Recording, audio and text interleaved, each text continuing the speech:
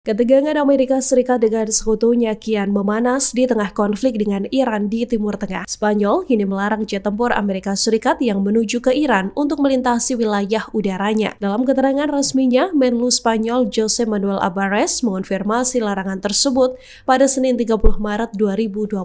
Tak hanya membatasi penggunaan pangkalan militer, Spanyol juga menutup akses wilayah udara bagi semua pesawat militer Amerika Serikat yang terlibat konflik dengan Iran. Kebijakan ini memperluas pembatasan sebelumnya yang hanya berlaku pada pangkalan angkatan laut di Rota dan pangkalan udara di Morón de la Frontera. Albares juga menegaskan bahwa langkah ini diambil untuk mencegah eskalasi konflik lebih luas. Pemerintah Spanyol menilai keterlibatan dalam operasi militer tersebut berpotensi memperburuk situasi global. Spanyol juga menegaskan bahwa negaranya tak akan berpartisipasi dalam konflik secara langsung maupun tidak langsung. Dengan kebijakan ini, Madrid juga menegaskan akan langsung melakukan aksi militer pengadangan jika Amerika Serikat nekat melanggar. Sikap keras Spanyol langsung berdampak pada hubungan diplomatik dengan Washington. Trump merespon larangan tersebut dengan kemarahan. Dalam pernyataannya, Donald Trump disebut mengkritik keras langkah Madrid yang dianggap menghambat operasi militer Amerika Serikat di kawasan Timur Tengah. Ia bahkan sempat mengancam akan memutus hubungan perdagangan dengan Spanyol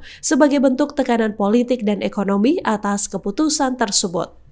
Pasukan PBB kembali mengonfirmasi gugurnya 2 prajurit TNI dalam serangan yang terjadi di Lebanon pada Senin 30 Maret.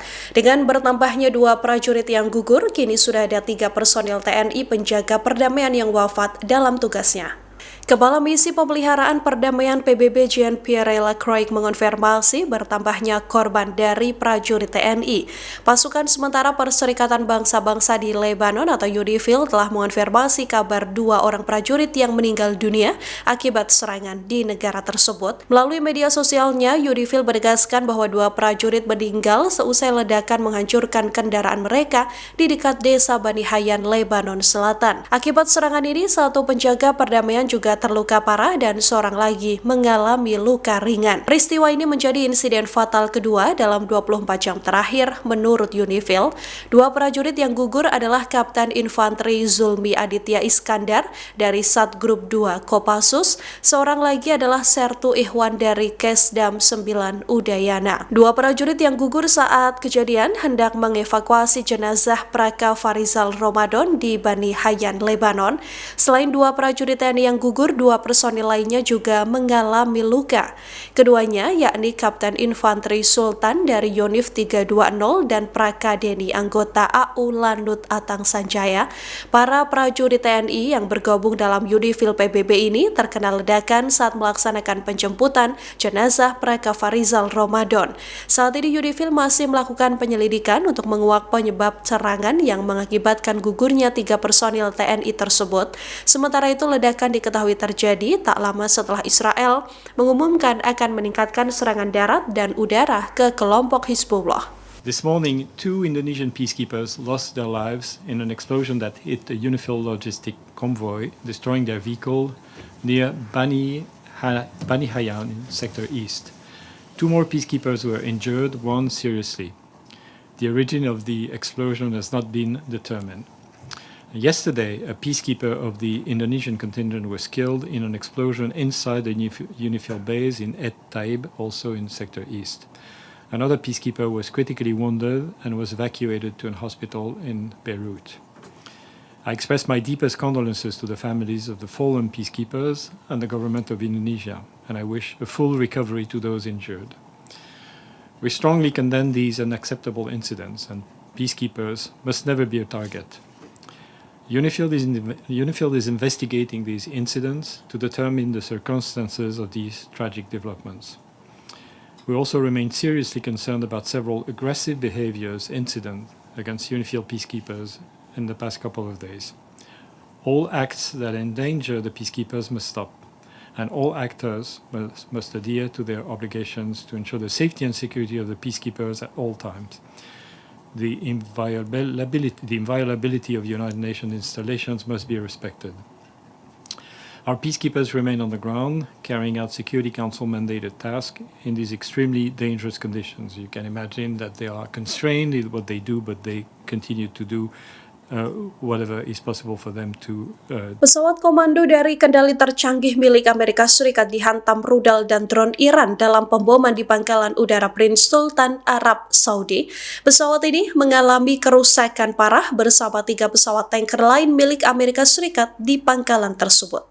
Wall Street Journal melaporkan bahwa pesawat yang dijuluki mata dan otak kendali perang Amerika Serikat ini dihantam rudal Iran pada Jumat 27 Maret silam. Serangan ini juga turut melukai setidaknya 10 pasukan Amerika Serikat di sana. Serangan Iran menghantam 3 pesawat tanker pengisian bahan bakar udara KC-135 dan pesawat E-3 Sentry Airborne Early Warning and Control. Dalam beberapa potret, tampak bagian ekor pesawat kendali ini tak lagi bisa terbang. Sejauh ini, CENTCOM enggan berkomentar mengenai insiden tersebut. Namun jika dilihat, kerusakan pada pesawat ini membuatnya tak lagi bisa diperbaiki. 6 pesawat E-3 disiagakan di Prince Sultan Airbase sebelum insiden terjadi. Pesawat E-3 ini memiliki sejarah panjang dan membantu mengelola medan tempur dalam berbagai konflik besar. Pesawat E-3 terbang dengan kemampuan komando dan juga kendali, serta membawa misi intelijen, pengawasan, dan juga pengintaian. Dengan hancurnya pesawat E-3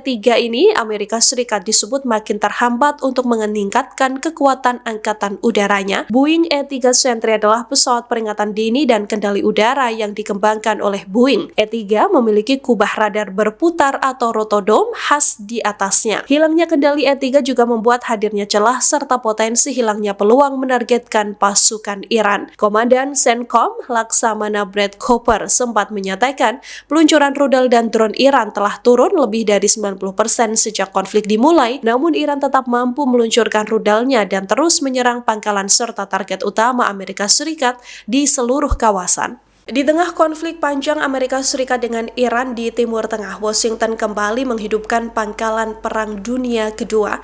Langkah ini dilakukan Amerika Serikat untuk memperkuat pertahanan atas tekanan dari China di kawasan. Landasan udara tersebut dulunya dibangun di pulau-pulau terpencil Pasifik untuk menyerang Jepang pada fase akhir Perang Dunia Kedua. Kini pusat landasan itu mulai diperbaiki kembali.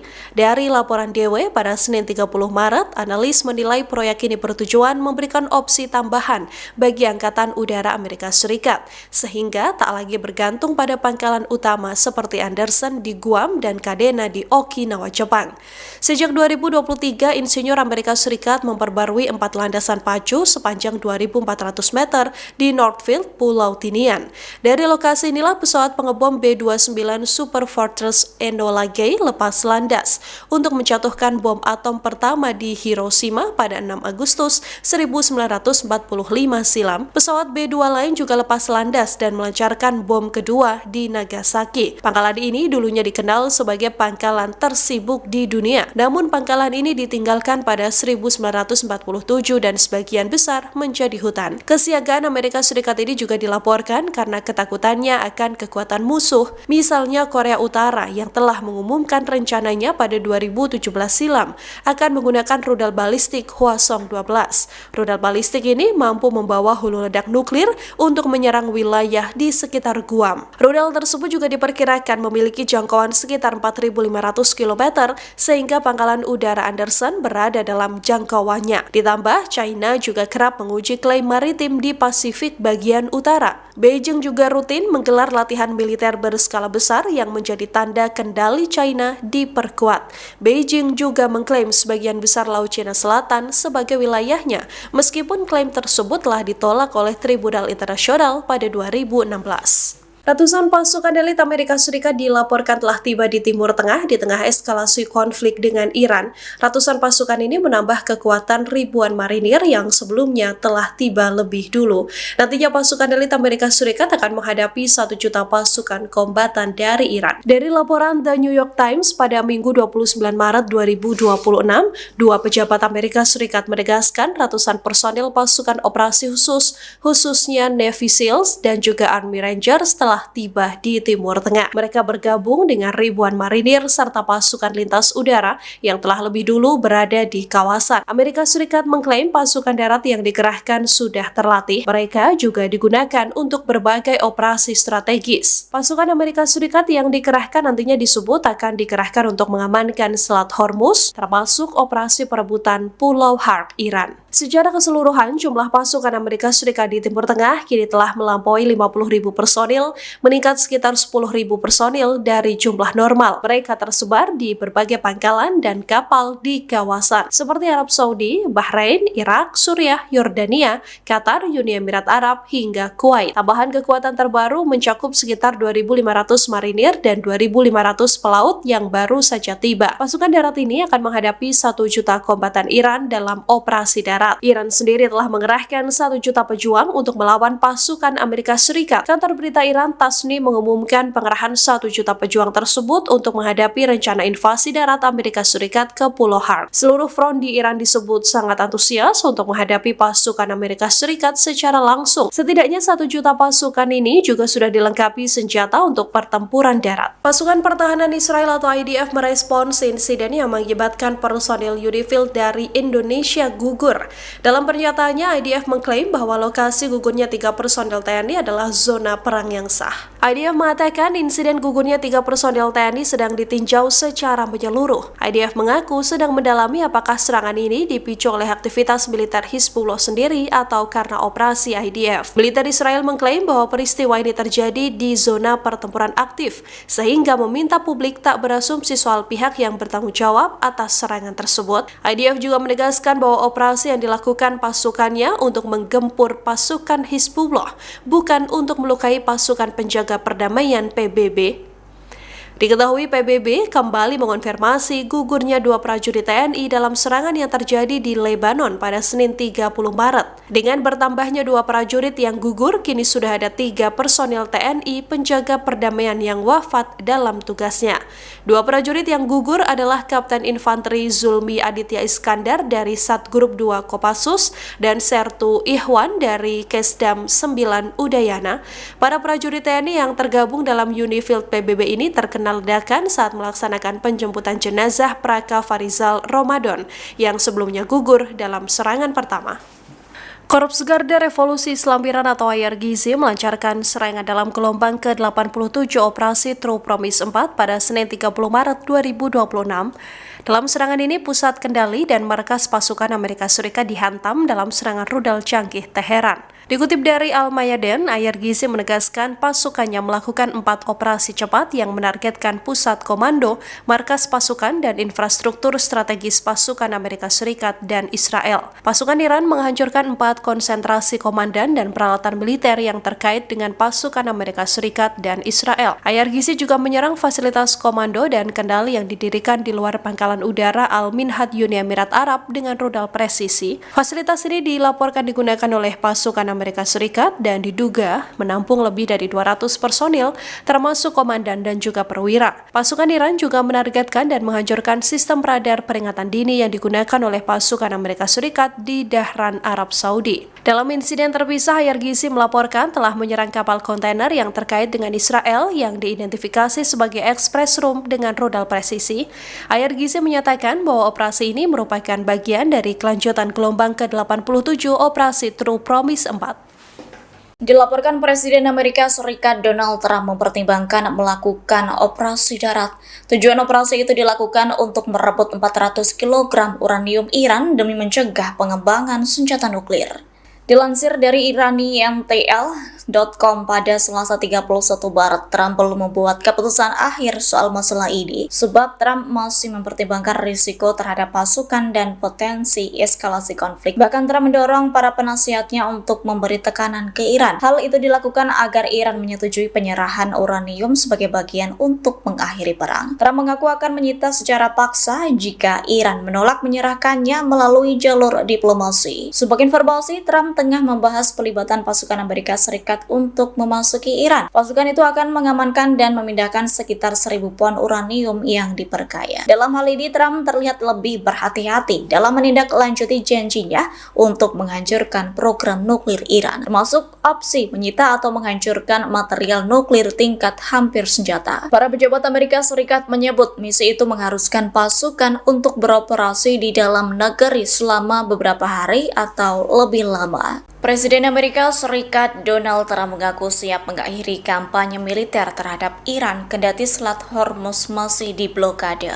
Langkah ini menjadi strategi baru Trump yang memilih lepas tangan atas kondisi di Selat Hormuz. Dilaporkan pemerintah Amerika Serikat kemungkinan membiarkan Teheran mempertahankan kendali atas jalur pelayaran vital tersebut. Bersamaan dengan sikap tersebut, rencana operasi militer untuk membuka blokade selat ditunda. Trump menilai hal itu terlalu kompleks dan memakan waktu lama. Sejumlah pejabat Amerika Serikat menyebut upaya membuka Selat Hormuz secara paksa tidak sejalan dengan target waktu perang yang telah ditetapkan. Lantas sebagai gantinya, Trump kini memprioritaskan untuk melemahkan kekuatan Angkatan Laut Iran hingga menghancurkan persediaan rudalnya. Jika target itu sudah tercapai, Amerika Serikat ingin meredakan ketegangan militer sembari menekan Teheran secara diplomatik. Langkah ini diharapkan dapat membuka kembali jalur perdagangan internasional secara normal. Namun jika jalur itu tetap tertutup, Washington akan mendorong sekutu di Eropa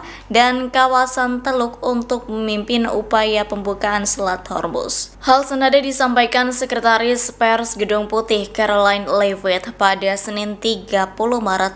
Leavitt menyebut Trump ingin mencapai kesepakatan dengan Teheran sebelum tenggat waktu 6 April. Dilaporkan Iran tegas menolak proposal damai yang dibuat Amerika Serikat. Menurut Iran, proposal damai itu tidak realistis mengingat serangan dari Amerika Serikat dan Israel masih gencar dilakukan. Selesai pernyataan itu muncul, Presiden Amerika Serikat Donald Trump kembali mengeluarkan ancaman ke Iran pada Senin 30 Maret. Trump memperingatkan pembangkit energi dan sumber minyak Iran akan hancur jika negara itu tidak membuka Selat Hormuz. Terkait ketegangan kedua negara yang meningkat, Trump mengirim pasukan tambahan ke Timur Tengah, yakni ribuan tentara dari Divisi Lintas Udara ke-82 Angkatan Darat Amerika Serikat sudah tiba di kawasan pada Senin 30 Maret. Tujuan pengerahan pasukan tambahan itu sebagai bagian dari penguatan yang melancarkan keinginan Trump. Seperti diketahui, Trump berencana mengerahkan pasukan ke Iran. Kendati demikian, saat ini Trump tetap menempuh perundingan dengan Teheran. Hal senada disampaikan juru bicara Gedung Putih Caroline Leavitt. Leavitt menyebut Trump ingin mencapai kesepakatan dengan Teheran sebelum tenggat waktu 6 April. Pihaknya menegaskan pembicaraan dengan Iran